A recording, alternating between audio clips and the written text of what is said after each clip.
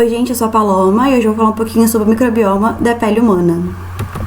Essa aqui é a carinha do artigo, foi publicado em 2018 na Nature Reviews. E na introdução ele vem falando um pouco sobre como a pele atua como barreira física para prevenir a invasão de patógenos, ao mesmo tempo que fornece um lar para a microbiota comensal. Então, em circunstâncias em que essa barreira é quebrada ou quando o equilíbrio entre comensais e patógenos é perturbado, podem ocorrer doenças de pele ou mesmo doenças sistêmicas, o que reforça a necessidade da gente estudar um pouco mais sobre essa microbiota, né?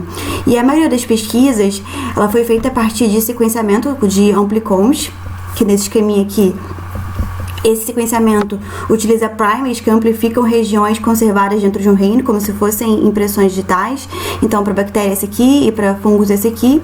E eles conseguem, destrinchar esses resultados até a identificação de gênero e às vezes até espécie. E aí, hoje em dia, já teve alguns avanços, técnicos e analíticos que permitiram o estudo de sequenciamento metagenótico do tipo shotgun, que é esse aqui, que permite a captura de todo o material da amostra, independente de quais organismos estão aqui, e ele traz resultados dessa forma bem embaralhada e através de ferramentas de bioinformática, de dados, de bancos de dados, a gente consegue destrinchar por reino, por gênero, por espécie e até por cepa. E ele fala também que é importante a gente saber essas cepas, porque hoje em dia já tem até algumas que são resistentes a antibióticos e enfim. Então, nessa revisão, eles discutiram percepções recentes sobre as comunidades microbianas da pele, incluindo sua composição em saúde e doença, montagem, ecologia e interações com o sistema imunológico. Então, sobre a fisiologia da pele, ela é formada basicamente por epiderme e derme, e essa composição fornece diversos microambientes que variam na exposição da luz, do pH, da temperatura, da umidade, e com base nessas características, os locais da pele humana podem ser caracterizados como sebáceas, úmidas ou secas. E o estudo da composição da microbiota em diferentes locais é valioso para ilustrar a etiologia de doenças cutâneas comuns. Por exemplo, a gente sabe que tem bactérias que preferem locais mais secos, e isso pode estar associado a algum tipo de doença, também cutânea. E ele ressalta que dependendo do método usado para a amostragem da microbiota, alguns micro-organismos que residem em outras profundidades, como aqui no folículo capilar, podem ser registrados ou não. E antes deles verificarem a relação de bactérias com doença, eles precisam entender um pouco sobre a microbiota da pele na saúde. Então, com os resultados, das pesquisas que eles fizeram essa revisão, eles viram que os adultos mantêm de forma estável a composição das suas comunidades microbianas cutâneas avaliadas por pelo menos 2 anos, então não tem muita variação da nossa microbiota por 2 anos, e no geral, a pele abriga uma comunidade heterogênea de micro-organismos, cada um com adaptações distintas para sobreviver na pele. Então, a gente sabe que tem até alguns que conseguem resistir à salinidade do suor, e aí vai. E aí eles fizeram esse esqueminha aqui bem legal, onde eles avaliaram a microbiota de partes mais oleosas, da testa, dessa parte aqui mais úmida, o antebraço que é mais seco, e entre os dedos de pés, que costuma ser mais escuro. E aí, de forma geral, a gente tem uma prevalência maior de bactérias na nossa pele, depois de vírus em vermelho e depois de fungos, mas ele ressalta que não tem muitos dados de fungo nos bancos de dados, não é tanto pesquisado, mas entre os fungos viscos, a Malacésia sp, a que tem maior prevalência, e dentre as bactérias vistas, a que tem maior prevalência é a Propinium bacterium, sp, e aqui também ele faz uma amostragem por local, 1, 2, 3 e 4, e aqui são os locais de aqui. Ele também disponibiliza uma tabela com as 10 principais espécies bacterianas, eucarióticas e virais abundantes que estão presentes em cada agrupamento desse aqui. E o interessante é que essa Propinium bacterium acnes, que está associada à acne, eu esperava que fosse aparecer apenas em locais oleosos, mas também ela é a que mais aparece em locais secos, um resultado que eu não esperava.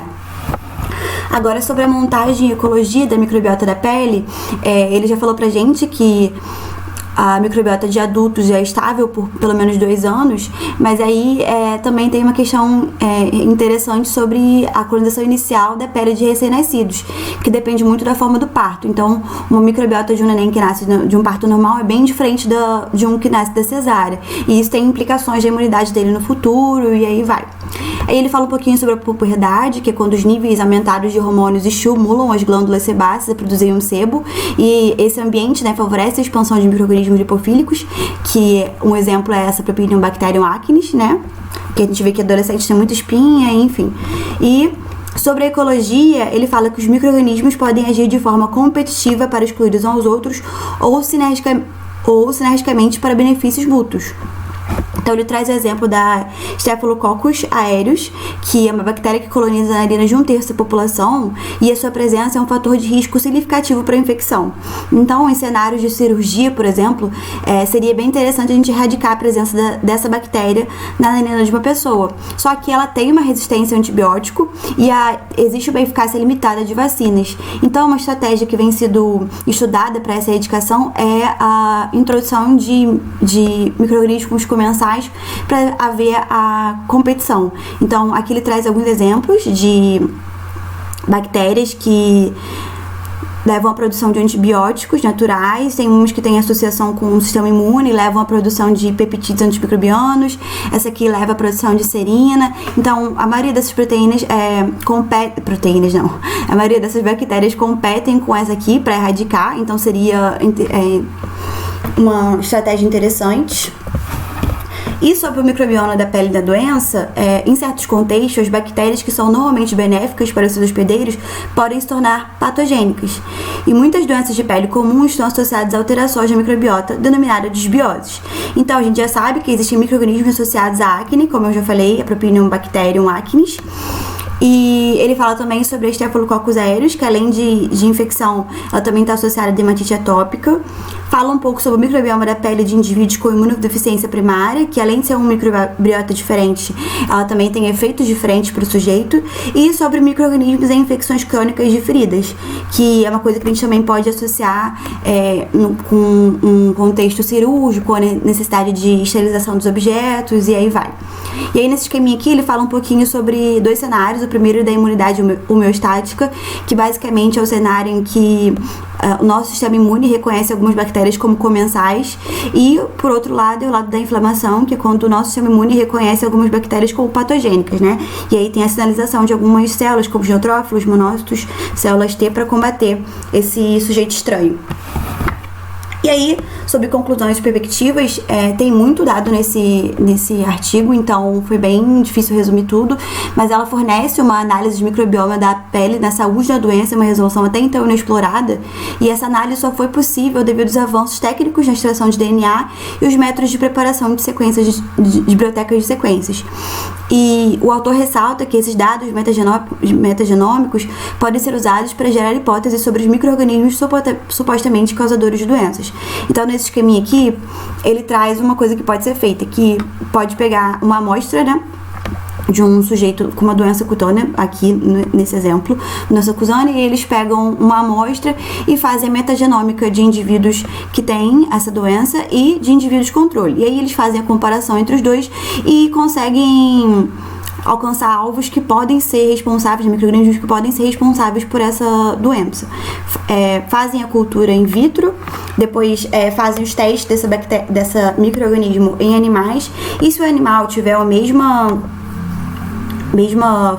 resposta que o humano, né, tiver os mesmos sintomas que o humano, a partir desse resultado eles podem sintetizar novos medicamentos. Isso é uma perspectiva para o futuro, né? E foi isso, gente. Essa foi a referência. Obrigada pela